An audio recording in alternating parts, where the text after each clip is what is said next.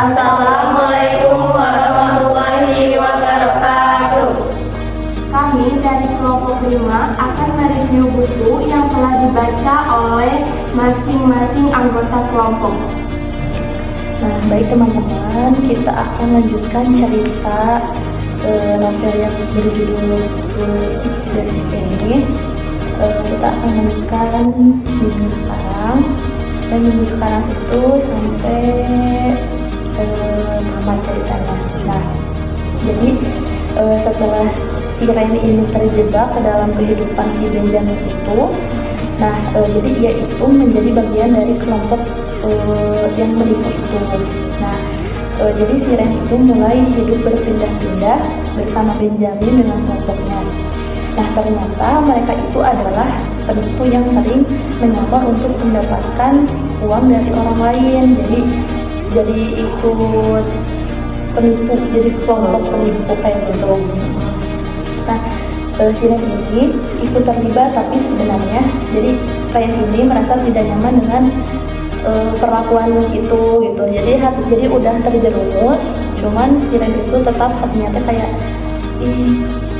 gak nyaman gitu ya. Nah, kemudian dalam perjalanan mereka sampai di sebuah kota yang berhubungan dengan masa lalu si Ren waktu itu gitu.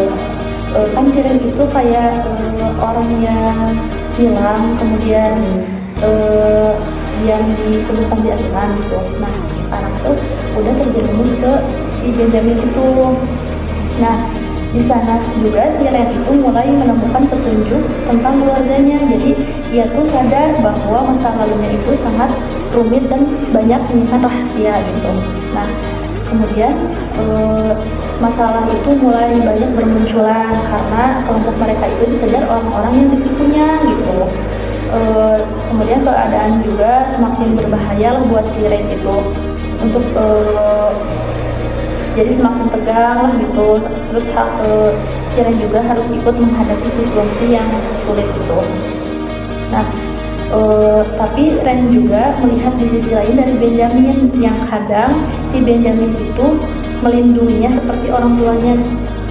Soalnya kan si Ren itu dari dulu tuh udah lama gak mendapatkan kayak kasih sayang orang tuanya. Jadi di saat si Benjamin itu datang, dia tuh ngerasa ada yang melindunginya gitu.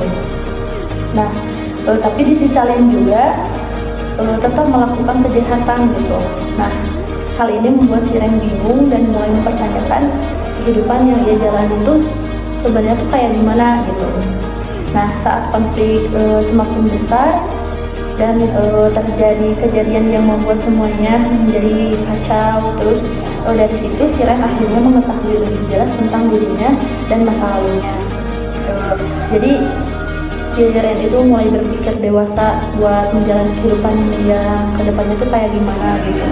Nah, di tengah keadaan yang berbahaya itu, si Ren itu memutuskan untuk tidak lagi hidup dengan kebohongan. Jadi kayak udah lebih berpikir gitu, kayak kehidupannya ini tuh dia tuh sadar bahwa yang dilakuin itu salah dengan menipu orang dengan ikut si Benjamin itu. Nah, jadi dia memilih meninggalkan hidup sebagai penipu dan menentukan jalan yang sebenarnya ke jalan yang lurus lah kayak gitu. Nah, jadi akhirnya si Ren melanjutkan hidup dengan membawa semua pengalaman itu.